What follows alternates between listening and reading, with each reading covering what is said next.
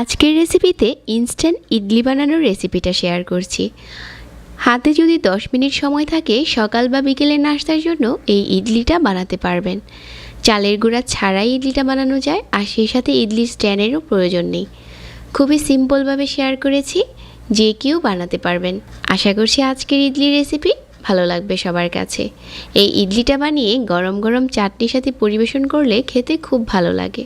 প্রথম আমরা একটা বাটিতে 1 কাপ টক দই নিয়ে নিচ্ছি। এই 1 কাপ টক দইয়ের সাথে দিয়ে দিচ্ছি 1 কাপ সুজি। তারপর এখানে দিয়ে দিচ্ছি গাজর কুচি। গাজরটা একটু মিহি করে কুচি করতে হবে। কাঁচামরিচ কুচি দিয়ে দিচ্ছি ধনে পাতা কুচি। চাইলে যে কোনো সবজি আপনার পছন্দ মতো মিশাতে পারেন। পরিমাণ মতো লবণ দিয়ে দিচ্ছি। এখন সবগুলো উপকরণ একসাথে মিশিয়ে নিচ্ছি। তবে কেউ যদি ইডলিতে সবজিটা পছন্দ না করেন তাহলে স্কিপ করতে পারেন।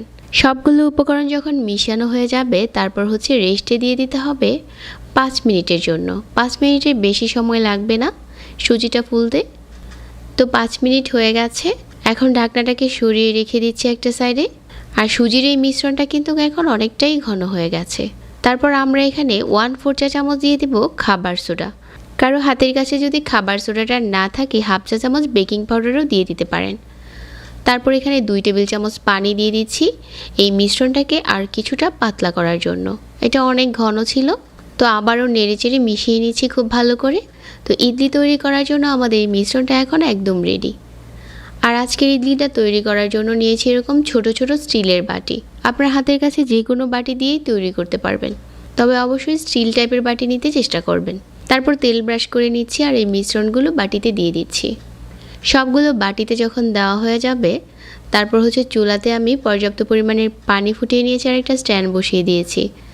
আর এই স্ট্যান্ডের উপরে দিয়ে দিতে হবে এই বাটিগুলো, আর ঢাকনা দিয়ে ঢেকে অপেক্ষা করতে হবে 10 থেকে 12 মিনিটের জন্য। চুলার আঁচ মাঝারি রেখে এগুলো ভাপ দিতে হবে।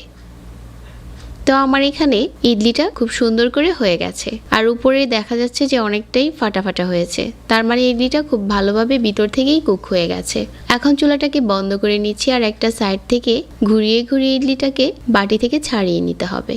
তারপর একটা প্লেটে ঢেলে নিচ্ছি। খুব সুন্দর করে খুলে এসেছে, সেই সাথে দেখতেও অনেকটা সুন্দর হয়েছে। এখন আপনার পছন্দ মতো যে কোনো সসের সাথে পরিবেশন করতে পারেন, আবার আপনার যেভাবে খেতে ভালো লাগে ওইভাবেও খেতে পারেন। আজকের ইডলিগুলো আমি টমেটোর চাটনির সাথে পরিবেশন করেছি, আর এই ইডলিটা ভিতর থেকেও খুব সফট আর তুলতুলে হয়েছে।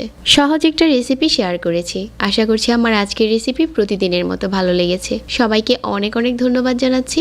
আমার রেসিপিগুলো ভালো লেগে থাকলে লাইক, কমেন্ট আর শেয়ার করতে ভুলবেন না। চ্যানেল সাবস্ক্রাইব করে রাখবেন।